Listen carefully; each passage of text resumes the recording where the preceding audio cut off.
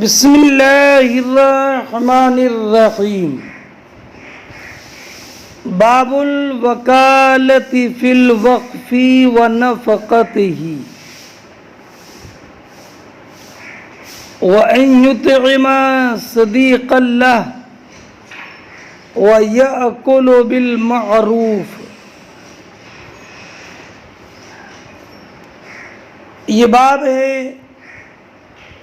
مال وقف میں وکالت کے حکم کے بیان میں۔ وَنَفْقَتِهِ، اور وکیل کا، جو وکیل فی الوقف ہے، جس کے ذمے وکالت کی، جس کے ذمے وقف کی نگہبانی ہے، اس کا مال وقف سے خرچ کرنا۔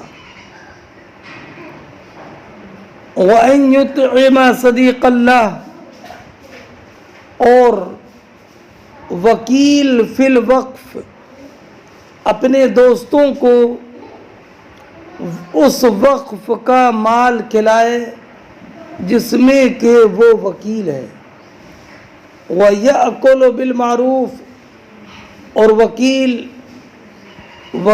وقف خود بھی مال وقف سے کھائے اتنا جتنا کہ وکلا کا کھانا متعارف ہے،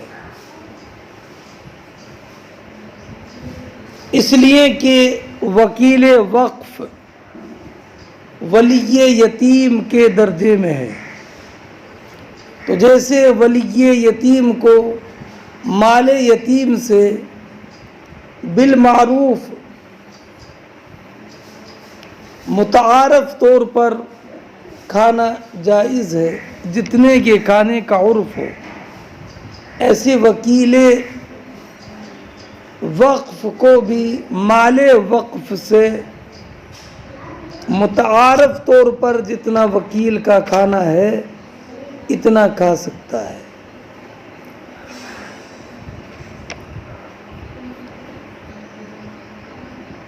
وکیل وقف، اس کا حکم غیر کے مال پر امین کا حکم نہیں ہے، کہ جو غیر صدقہ پر امین ہو،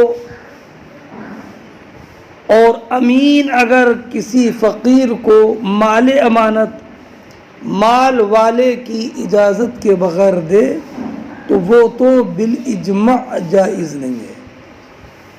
اس سے معلوم ہوا کہ امین، جو امین مال غیر پر ہے اس کا حکم الگ ہے، اور جو ولی یتیم ہے یا وکیل وقف ہے ان کا حکم الگ ہے۔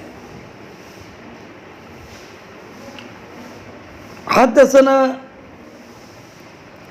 قتيبة ابن سعيد قال حدثنا سفيان عن عمرو قال في صدقة عمر ليس على الولي جناح أن يأكل وَيُؤْكِلَ صَدِيقًا غَيْرَ مُتَأَصِّلٍ غَيْرَ جَامِعٍ مَالًا فَكَانَ ابن عمر هو يلي صدقة عمر يهدي للناس من آل مكة كان ينزل عليهم۔ حدثنا قتيبة بن سعید، ہم سے حدیث بیان کی قتیبہ ابن سعید نے، امام بخاری فرماتے ہیں، انہوں نے کہا کہ ہم سے حدیث بیان کی سفیان نے، وہ روایت کرتے ہیں عمرو ابن دینار سے، قال فی صدقۃ عمر، ایک روایت یہ ہے کہ حضرت عمر رضی اللہ تعالی عنہ نے صدقے کے بارے میں فرمایا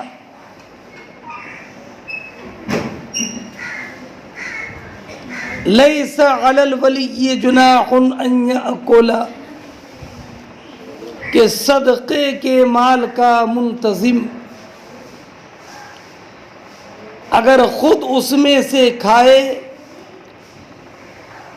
او وَيُؤْكِلَ صدیق اللہ، یا اپنے دوست کو کھلائے،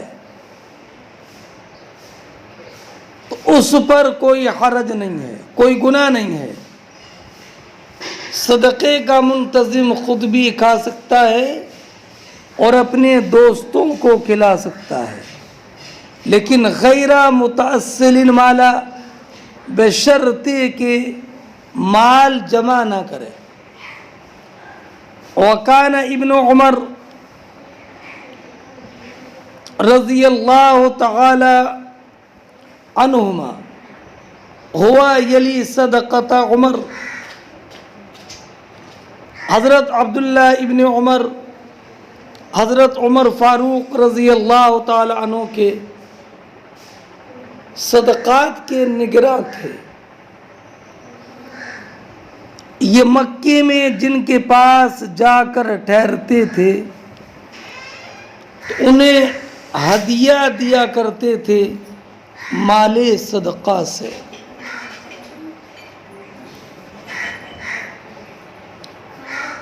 یہ حدیث مرسل ہے اس لیے کہ حضرت عمرو ابن دینار نے حضرت عمر فاروق رضی اللہ تعالی عنہ کا زمانہ نہیں پایا ہے۔ یہاں ولی اور وکیل سے مراد وقف کا ناظر ہے، جسے متولی نے وقف کی دیکھ بھال کے لیے بطور ملازم رکھا ہو۔ اس حدیث سے یہ معلوم ہوا کہ وقف کا منتظم خود بھی کھا سکتا ہے اور معروف طریقے پر اپنے احباب کو بھی کھلا سکتا ہے، اور اس کا ماخذ اللہ رب العزت جل جلالہ کا ارشاد ہے وَمَنْ كَانَ فَقِيرًا فَلْيَأْكُلْ بِالْمَعْرُوفِ۔ یہ آیت مال یتیم کے بارے میں ہے، اور مال وقف میں تو اس سے بھی زیادہ آسانی ہے۔ اور حضرت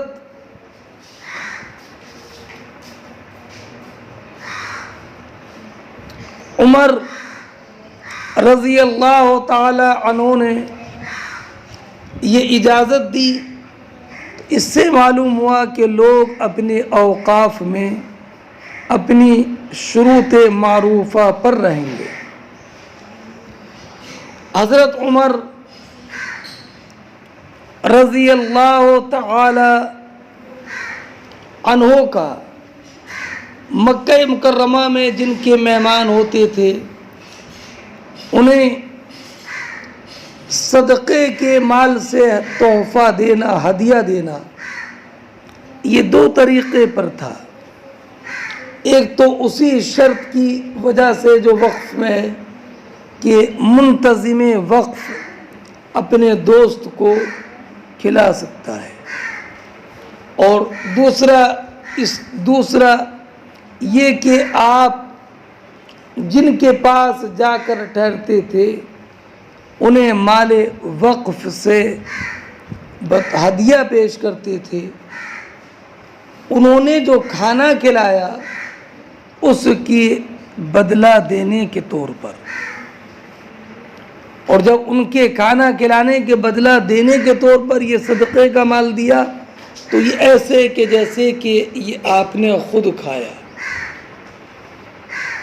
اس حدیث سے یہ بھی معلوم ہوا کہ ضیافت کرنا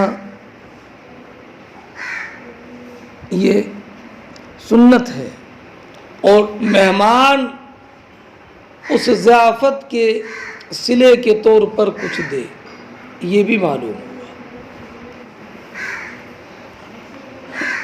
باب الوکالت فی الحدود، یہ باب اقامت حدود میں وکالت کے حکم کے بیان میں۔ حدثنا ابو الولید قال اخبرنا اللیث عن ابن شہاب عن عبید اللہ عن زید بن خالد و ابی ہریرہ عن النبی صلی اللہ علیہ وسلم قال وغدوا یا انیس الى امرأة هذا فإن اعترفت فرجمها۔ اس حدیث کے راویوں کا ذکر بارہا گزر گیا۔ ابو الولید ہشام بن عبد الملک طیالسی ہیں، عبید اللہ ابن عبداللہ ابن عتبہ ہیں، زید ابن خالد کی کنیت ابو طلحہ جونی صحابی ہیں۔ یہ حدیث امام بخاری رضی اللہ تعالیٰ عنہ نے 8 جگہ پر تخریج کی ہے۔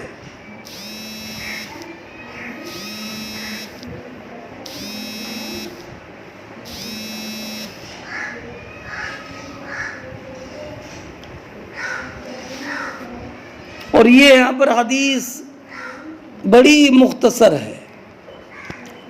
کتاب المحاربین میں امام بخاری رضی اللہ تعالی عنہ نے اس طویل حدیث کی تخریج کی ہے۔ علامہ عینی علیہ رحمت والرضوان نے اس مقام پر کتاب المحاربین میں جو طویل حدیث ہے اس کو ذکر کیا ہے۔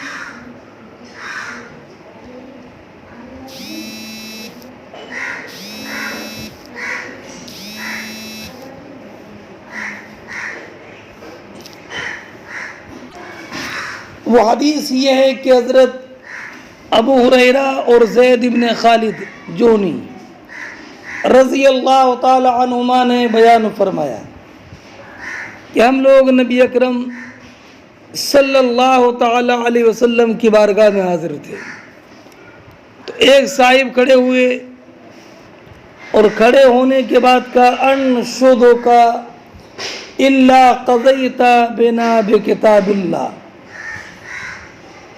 میں آپ کو قسم دیتا ہوں آپ ہمارے درمیان کتاب اللہ سے فیصلہ کر دے۔ فقام خصمہ، تو اس کے بعد ان کا فریق کھڑا ہوا، وکان افقہ، اور وہ ان سے زیادہ سمجھدار تھا۔ اس نے عرض کی اقضِ بنا بکتاب اللہ واذن لی، یا رسول اللہ ہمارے درمیان کتاب اللہ کے مطابق فیصلہ فرمائیں اور مجھے اجازت دے کہ میں بیان کروں۔ یہ زیادہ سمجھدار تھے پہلے والوں سے، اس لیے کہ پہلے صاحب نے نبی کریم علیہ الصلاۃ والسلام سے اجازت بھی نہیں لی اور قسم بھی دلائی۔ اس سے ان صاحب کے مزاج کی شدت معلوم ہوئی، اور دربار رسالت میں یہ غیر مناسب تھا۔ اور دوسرے صاحب جو تھے انہوں نے قسم کی بھی کوئی بات نہیں کی اور مقدمہ پیش کرنے کی اجازت بھی طلب کی۔ اس لیے کہا کہ یہ دوسرے صاحب زیادہ سمجھدار تھے، اور اور یہ بھی ہو سکتا ہے کہ راویان حدیث میں سے کوئی صاحب پہلے سے واقف ہوں اور جانتے ہوں کہ یہ زیادہ سمجھدار ہے۔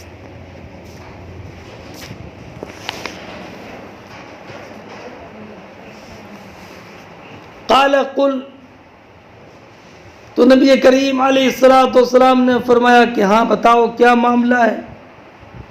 تو انہوں نے کہا ان ابنی کان عصیفا علی ھذا، کہ میرا بیٹا ان کے ہاں خادم تھا، نوکر تھا، فزنا بامرأتہ، اس نے اس کی عورت سے زنا کیا، فافدیت منہ بمئۃ شاۃ وخادم، تو میں نے 100 بکریاں اور ایک خادم فدیے میں دیے۔ ثم سألت رجالا من اہل العلم، پھر میں نے کچھ اہل علم سے پوچھا تو انہوں نے بتایا کہ ان علی ابنی جلد 100 وتغریب عام، کہ میرے بیٹے کی سزا 100 کوڑے اور سال بھر جلا وطن کرنا ہے، وعلی امرأتہ الرجم، اور اس کی بیوی پر رجم ہے۔ فقال النبی صلی اللہ علیہ وسلم والذی نفسی بیدہ لأقضین بینکما بکتاب اللہ، تو نبی کریم علیہ السلام نے فرمایا قسم اس ذات کی جس کے قبضے میں میری جان ہے، میں تمہارے درمیان کتاب اللہ کے مطابق فیصلہ ضرور کروں گا۔ المئۃ الشاۃ والخادم رد علیک، 100 بکریاں اور خادم تجھے واپس کیے جائیں گے۔ وغدو یا وعلی ابن کا جلد 100، تمہارے بیٹے پر 100 کوڑے ہیں اور سال بھر جلا وطن کرنا ہے۔ وغدو یا 19 علی امرأۃ ھذا، اور اے 19 تم جاؤ اس شخص کی بیوی سے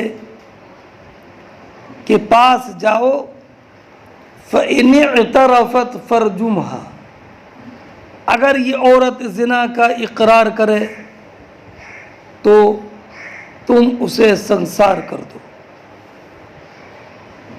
تو یہ گئے اور معلوم کیا، اس نے زنا کا اعتراف کیا، یہ نبی کریم علیہ السلام کی بارگاہ میں حاضر ہوئے اور کہا یا رسول اللہ انہوں نے تو اعتراف کر لیا ہے، تو کہا فرجمھا، انہیں رجم کر دو، فرجمھا، تو ان کو سنسار کیا گیا۔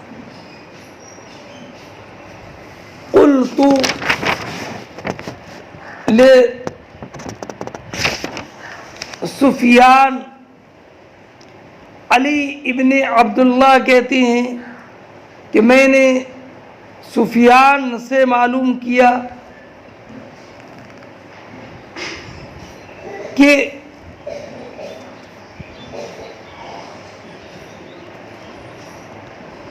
آپ نے فأخبرونی ان علی ابنی الرجم نہیں کہا، کہ لوگوں نے مجھے خبر دی کہ میرے بیٹے پر رجم ہے، یہ آپ نے نہیں کہا، بلکہ یہ کہا کہ میرے بیٹے پر 100 کوڑے لگانا ہے۔ تو سفیان نے جواب دیا کہ اشک فیہا من الزہری، کہ اس بارے میں زہری سے روایت میں مجھے شک ہے کہ امام زہری نے یہ لفظ کہا تھا کہ نہیں، تو اس شخص نے کہا تھا فاخبرونی ان علی ابنی الرجم، یہ مجھے شک ہے کہ امام زہری نے کہا کہ نہیں. فربما قلتها وربما سکتها، اس لیے میں کبھی کہتا ہوں یہ لفظ اور میں کبھی نہیں کہتا. یہ ہے پوری حدیث.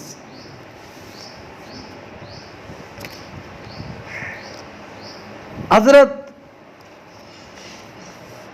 نبی اکرم صلی اللہ تعالی علیہ وسلم نے حضرت انیس سے کہا، یہ انیس ابن ضحاک اسلمی ہے.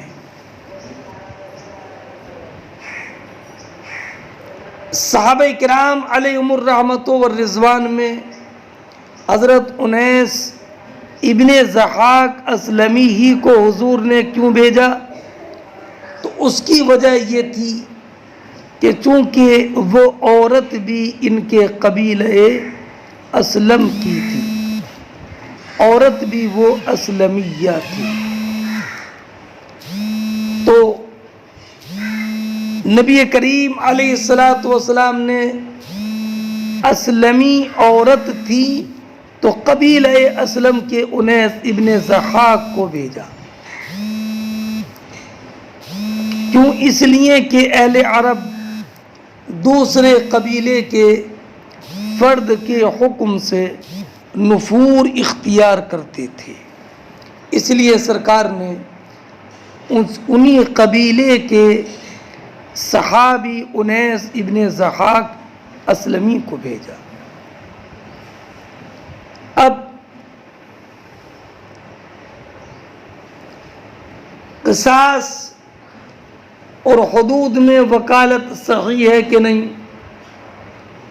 امام اعظم رضی اللہ تعالی عنہ اور امام ابو یوسف نے فرمایا کہ حدود و قصاص میں وکالت درست نہیں ہے، بلکہ ضروری ہے کہ مدعی اور ملزم حاکم کے روبرو حاضر ہوں.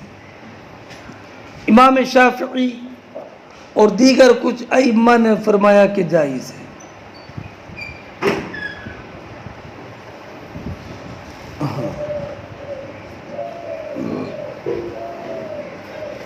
کتاب الشروط میں جو روایت ہے اس کے آخر میں یہ ہے کہ جب اس نے اعتراف کر لیا کہ ہاں زنا کیا ہے، فَأَمَرَ بِهَا رسول اللہ صلی اللہ علیہ وسلم فَرَجَمَهَا، نبی کریم علیہ السلام نے رجم کا حکم دیا تو ان کو سنسار کیا گیا. اس سے یہ معلوم ہوا کہ سنسار جو کیا گیا تھا وہ نبی کریم علیہ السلام کے حکم سے کیا گیا تھا. اس حدیث میں یہاں پر جو حدیث ہے، حدثنا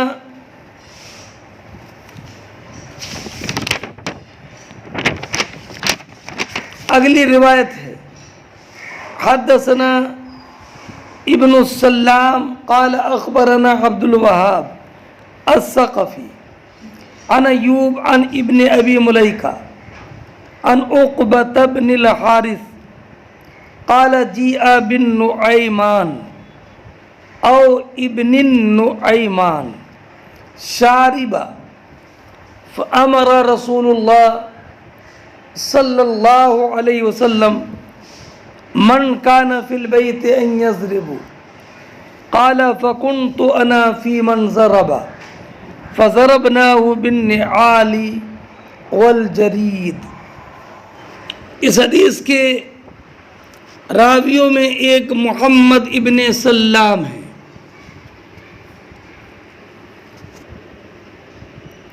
عبد الوہاب ثقفی ہیں، ایوب سختیانی ہے، عبداللہ ابن عبید اللہ ابن ابی ملیکہ ہے، عقبہ ابن حارث ہیں. اس حدیث میں شک کے ساتھ ہے نعمان یا ابن النعیمان،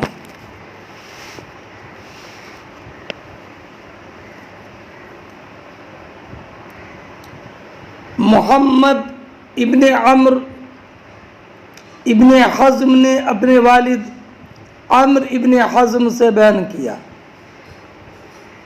کہ مدینے میں ایک شخص تھے جن کو نعیمان کہا جاتا، یہ شراب پی لیتے تھے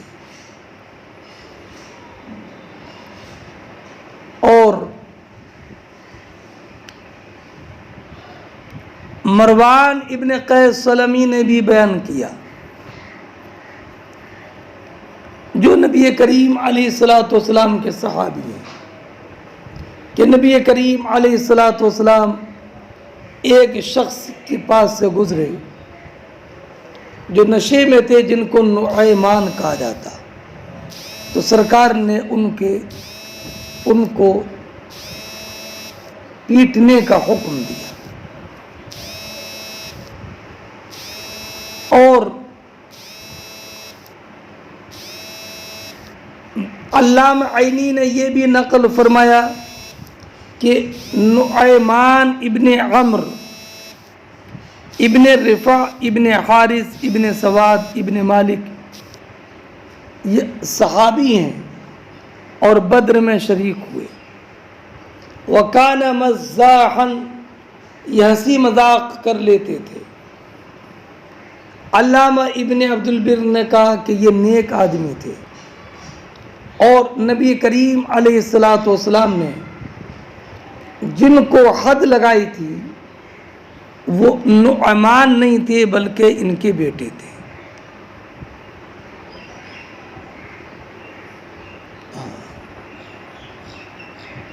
اب حدیث پاک سنیے، امام بخاری رضی اللہ تعالی عنہ بیان فرماتے ہیں کہ ہم سے حدیث بیان کی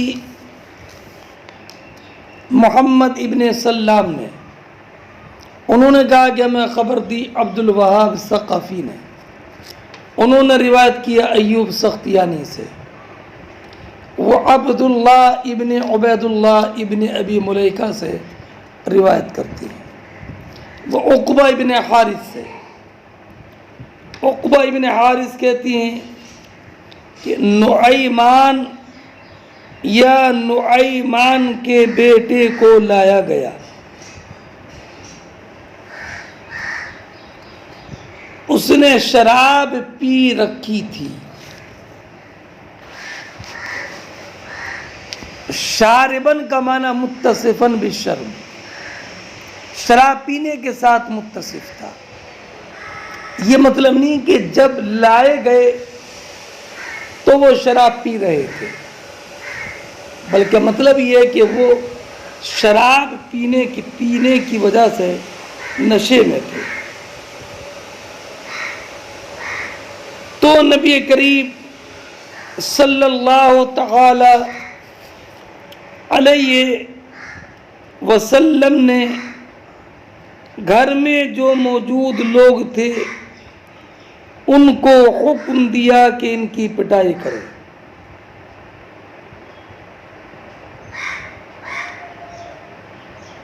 فَكُنْتُ أَنَا فِي مَنْ ضَرَبَ میں بھی ان لوگوں میں تھا جنہوں نے انہیں مارا تھا۔ فَضَرَبْنَاهُ بِالنِّعَالِ وَالْجَرِيدِ ہم نے انہیں جوتیوں سے اور شاخوں سے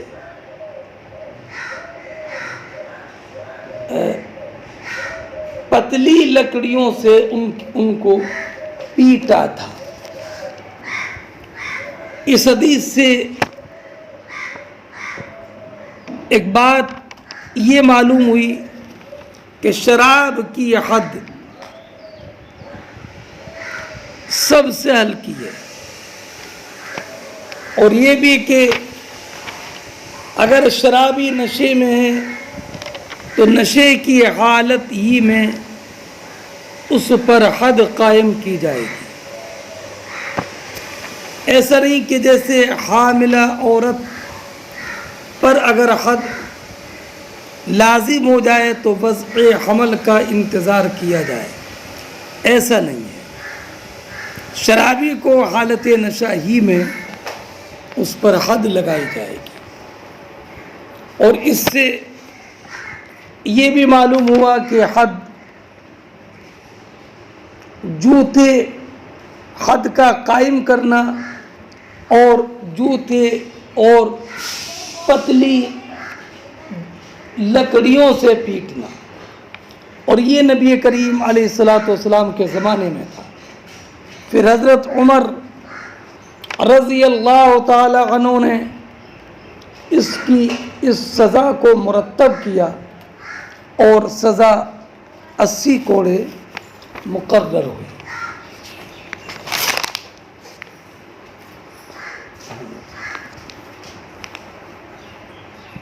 اور اس پر تمام صحابہ کرام کا اجماع ہو گیا کہ اس کی سزا 80 کوڑے ہے.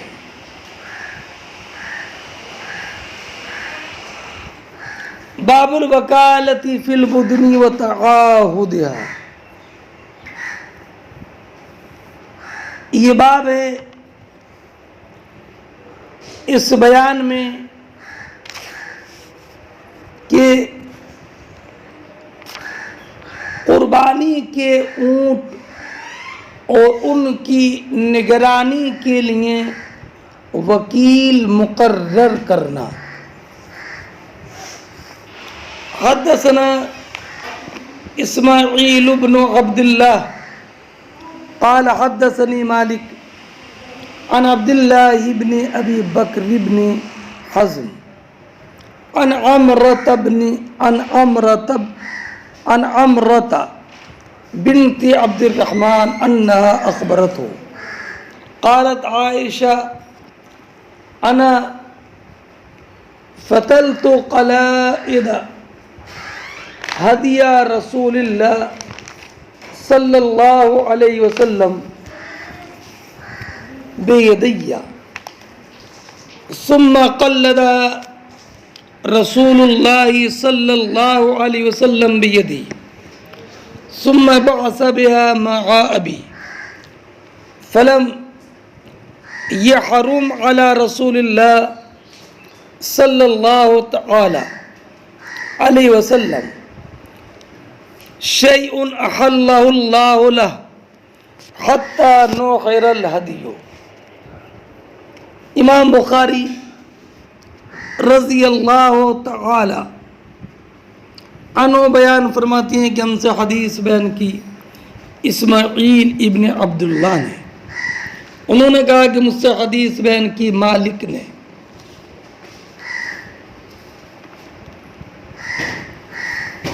وہ روایت کرتی ہیں عبداللہ ابن ابی بکر ابن حزم سے. وہ روایت کرتی ہیں عمرہ بنت عبد الرحمن ابن عوف سے. امام بخاری کے جو شیخ ہیں اسماعیل ابن عبداللہ، یہ امام مالک ابن انس کے بھانجے ہیں. عمرہ بنت عبد الرحمن نے انہیں خبر دی کہ حضرت عائشہ صدیقہ رضی اللہ تعالی عنہ بیان فرماتی ہیں کہ میں نے اپنے ہاتھوں سے نبی کریم صلی اللہ تعالی علیہ وسلم کی قربانی کے جانوروں کے ہار بٹے. ثم قلد رسول اللہ صلی اللہ علیہ وسلم بیدی، پھر نبی کریم علیہ الصلوۃ والسلام نے اپنے ہاتھوں سے قربانی کے جانوروں کے گلے میں وہ ہار ڈالے.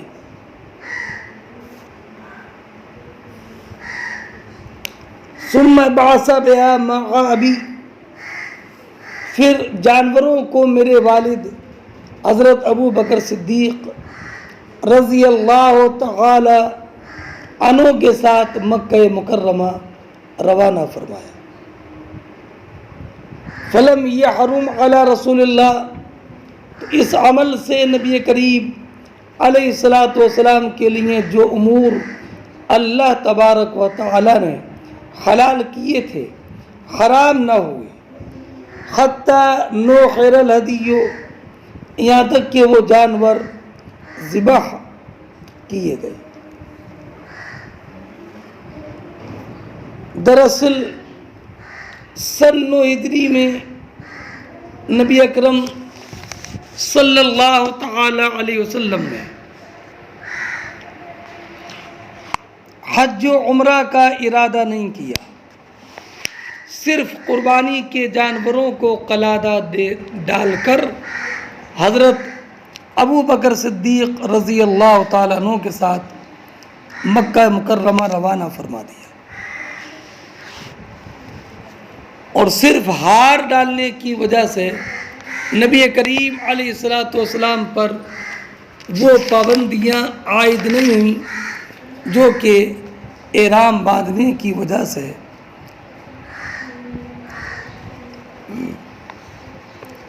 عائد ہوتی ہیں۔ مطلب یہ ہے کہ نبی کریم علیہ الصلاۃ والسلام نے صرف قربانی کے جانور مکہ مکرمہ روانہ فرما دیے، ان کے گلوں میں ہار ڈال دیے اور خود مدینہ منورہ میں مقیم رہے۔ تو صرف ہار ڈالنے کی وجہ سے وہ شخص کوئی بھی حضور محرم نہیں ہوئے، اور کوئی بھی ہار ڈال دے تو وہ محرم نہیں ہوتا ہے۔ یہ قول جمہور علماء امام مالک، امام شافعی، امام اعظم رضی اللہ تعالی عنہ کا ہے۔ مطابقت ترجمۃ الباب کے دونوں جزوں سے ہے۔ پہلا جز تو یہ تھا کہ قربانی کے جانوروں میں وکیل بنانا، تو وہ یہ ثم بعث بها مع ابی، حضور نے قربانی کے جانور میرے والد ابو بکر صدیق کے ساتھ بھیجے۔ تو اب قربانی کے جانوروں کا معاملہ ابو بکر صدیق کے سپرد فرمایا، تو یہ وکیل بنانا ہوا۔ اور وَتَعَاهُدِهَا،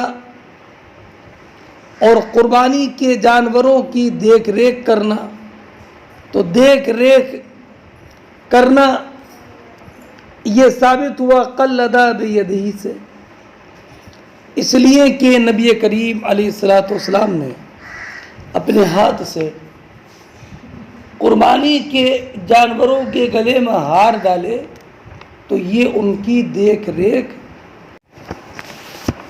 باب اذا قال الرجل لوکیلہ ضعه حیث اراک اللہ، وقال الوکیل قد سمعت ما قلت۔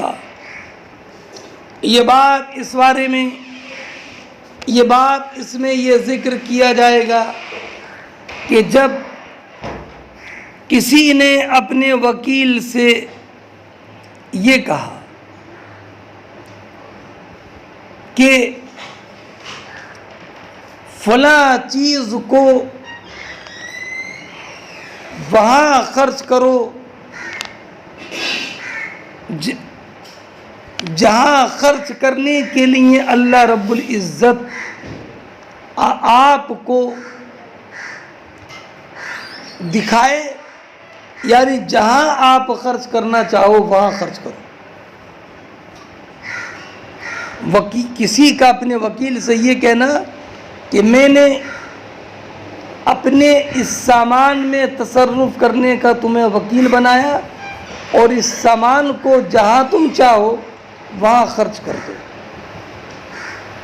وقال الوکیل قد سمعت ما قلت، اور وکیل نے جواباً یہ کہا کہ ٹھیک ہے، میں نے تمہاری بات سن لی اور میں جہاں مناسب سمجھوں گا وہاں خرچ کر دوں گا۔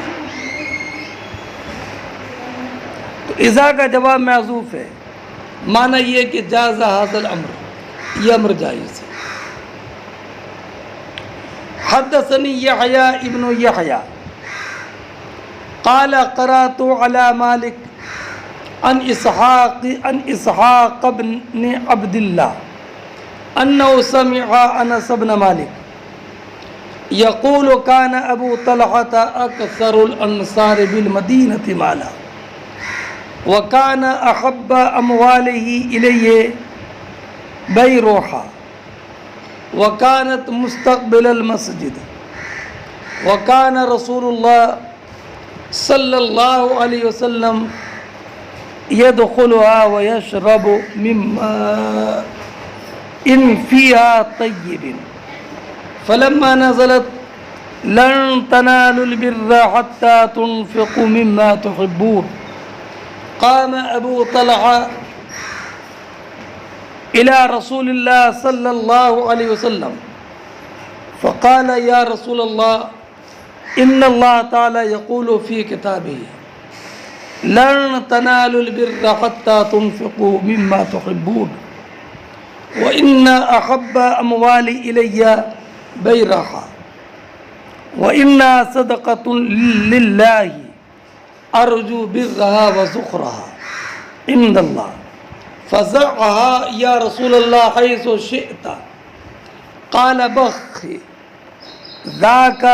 ذلك مال رائح قد سمعت ما قلت فيها وأرى أن تجعل في الأقربين قال أفعل يا رسول الله فقسم أبو طلحة في أقاربه وبني عمه۔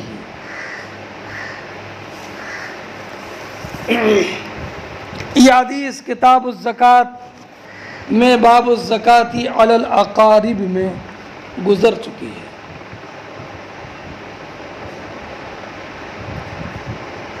یہاں پر یہ حدیث امام بخاری نے اپنے شیخ یحییٰ ابن بکیر سے روایت کی ہے، جو امام مسلم کے بھی شیخ ہیں۔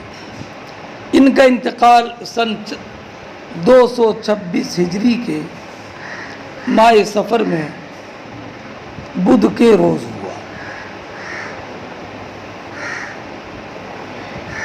حدیث پاک کا ترجمہ سنیے۔ امام بخاری فرماتے ہیں کہ ہم سے حدیث بیان کی یحییٰ ابن یحییٰ نے، انہوں نے کہا کہ میں نے مالک ابن انس کے پاس قرات کی، اسحاق ابن عبداللہ سے روایت کر کے۔ اسحاق ابن عبداللہ نے حضرت انس ابن مالک رضی اللہ تعالی عنہ سے سنا۔ انس ابن مالک بیان فرماتے ہیں کہ ابو طلحہ انصار میں سب سے زیادہ مالدار تھے۔ وَكَانَ أَحَبَّ أَمْوَالِهِ إِلَيْهِ بَيْرَحَةٌ، بیرحہ ان کا سب سے زیادہ پسندیدہ باغ تھا، اور یہ مسجد نبوی کے سامنے تھا۔ نبی کریم صلی اللہ تعالی علیہ وسلم اس باغ میں تشریف لے جاتے اور اس کا شیریں پانی پیتے۔ جب یہ آیت مبارکہ نازل ہوئی، لن تنالوا البر حتى تنفقوا مما تحبون، تم کمال نیکی کو نہیں پہنچو گے جب تک کہ اپنے پسندیدہ مال میں سے خرچ نہ کرو۔ ابو طلحہ رضی اللہ تعالی عنہ نبی کریم صلی اللہ تعالی علیہ وسلم کی بارگاہ میں حاضر ہوئے اور عرض کی، یا رسول اللہ، اللہ رب العزت جل جلالہ اپنے قرآن اپنی کتاب میں فرماتا ہے لن تنالوا البر حتى تنفقوا مما تحبون، کہ تم لوگ کمال بلائی کو تب تک نہیں پہنچو گے جب تک کہ اپنا پسندیدہ مال خرچ نہ کرو۔ یا رسول اللہ، مجھے اپنا سب سے زیادہ پسندیدہ مال وہ ہے جو کہ بیع الراحہ ہے۔ یا رسول اللہ، میں اس کو اللہ رب العزت کے لیے بغرض ثواب اور ذخیرہ آخرت صدقہ کرتا ہوں۔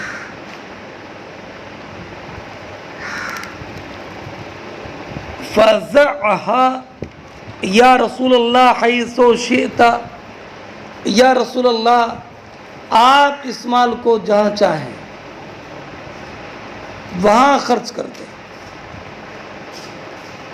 نبی کریم صلی اللہ تعالی علیہ وسلم نے فرمایا بخن ذالک مال رائح، مبارک ہو، یہ مال تو جانے والا ہے، اللہ کی راہ میں چلا جائے تو بہت اچھا ہے۔ قد سمعت ما قلت فیہا، تم نے جو کچھ کہا وہ میں نے سن لیا۔ وَإِنِّي أَرَىٰ أَن تَجْعَلَ فِي الْأَقْرَبِينَ، اور میں یہ مناسب سمجھتا ہوں کہ تم اس کو اپنے عزیز و اقارب میں بانٹ دو۔ ابو طلحہ نے کہا افعل یا رسول اللہ، یا رسول اللہ میں اسی طرح کروں گا۔ تو حضرت ابو طلحہ رضی اللہ تعالی عنہ نے اس باغ کو اپنے عزیزوں اور چچا کے بیٹوں کے درمیان تقسیم کر دیا۔ مطابقت ترجمۃ الباب سے اس بارے میں ہے کہ نبی کریم علیہ السلام کی بارگاہ میں حضرت ابو طلحہ نے کہا انہا صدقۃ فزعہا یا رسول اللہ حیث شئت، اور نبی کریم نے اس پر کوئی انکار نہیں کیا،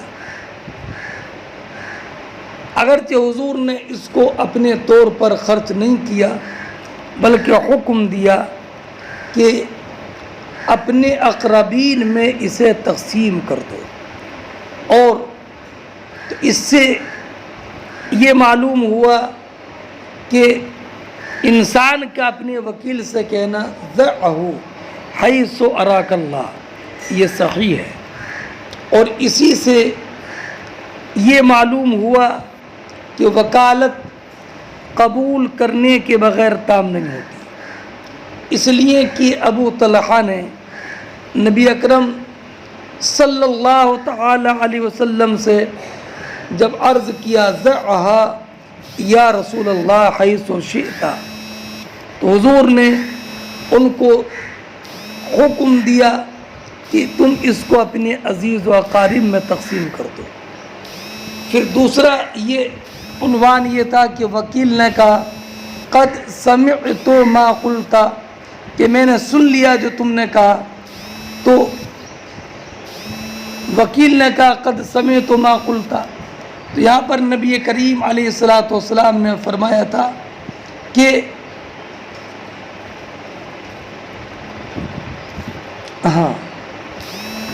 فرمایا تھا کہ بخی ذالک مال رائح قد سمعت ما قلت، بے شک میں نے وہ سن لیا جو کہا، جو تم نے کہا۔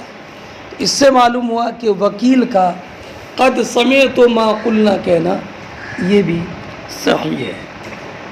اس سے حدیث سے یہ بھی معلوم ہوا کہ نبی کریم علیہ السلام کا اپنے اصحاب کے باغ میں داخل ہونا، اور داخل ہوتے تھے اور باغ کے کنویں کا شیریں پانی نوش فرماتے تھے، تابعه اسماعیل عن مالک یحییٰ ابن یحییٰ ابن اسماعیل یحییٰ ابن یحییٰ کی متابعت کی ہے اسماعیل ابن ابی اویس نے امام مالک سے روایت کر کے، یعنی امام مالک سے روایت جیسے یحییٰ ابن یحییٰ نے کی ہے، ایسے ہی امام مالک سے روایت اسماعیل ابن ابی اویس جو امام مالک کے بھانجے ہیں، انہوں نے بھی اپنے ماموں امام مالک سے کی ہے۔ وقال روح عن مالک رابح، فرماتی ہیں کہ روح ابن عبادہ نے جو مالک سے روایت کی ہے، اس میں یہ ہے کہ نبی کریم نے ارشاد فرمایا بخی ذالک مال رابح، رائح نہیں رابح، کہ بے شک یہ نفع بخش مال ہے۔ رائح کی جگہ پر روح کی جو روایت جو مالک سے ہے اس میں رائح۔ باب وکالت الامین فی الخزانۃ ونحوها، یہ باب اس بیان میں کہ کسی امانت دار شخص کو خزانہ وغیرہ کے لیے وکیل بنانا۔ حدثنا محمد بن العلا قال حدثنا ابو اسامہ عن برید بن عبد اللہ عن ابی بردہ عن ابی موسیٰ عن النبی صلی اللہ علیہ وسلم قال الخازن الامین الذي ينفق، وربما قال الذي يعطي ما امر به کاملا موفرا طیب نفسه الى الذي امر به احد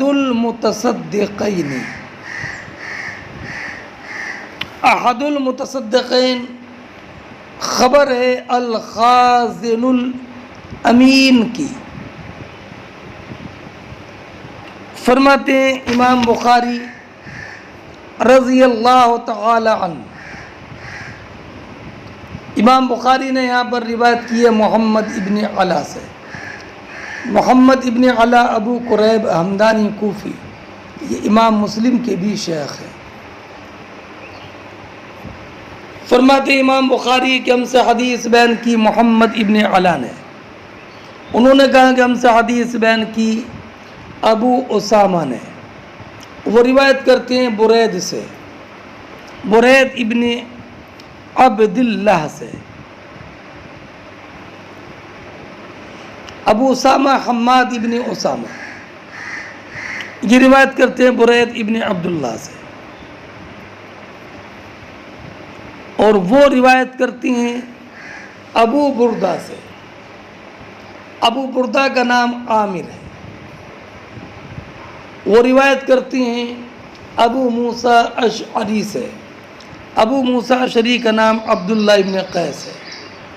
ابو موسیٰ اشعری رضی اللہ تعالی عنہ بیان فرماتے ہیں کہ نبی اکرم صلی اللہ تعالی علیہ وسلم نے ارشاد فرمایا امانت دار خازن جو اپنے مالک کی ہدایت کے مطابق خوشی خوشی پورا خرچ کرتا ہے اس پر جس پر خرچ کرنے کا حکم دیا گیا، تو وہ بھی دو صدقہ کرنے والوں میں سے ایک ہے۔ ایک صدقہ کرنے والا تو وہ مالک جس نے کہ حکم دیا تھا کہ یہ مال فلاں پر ہمارا صدقہ کر دینا.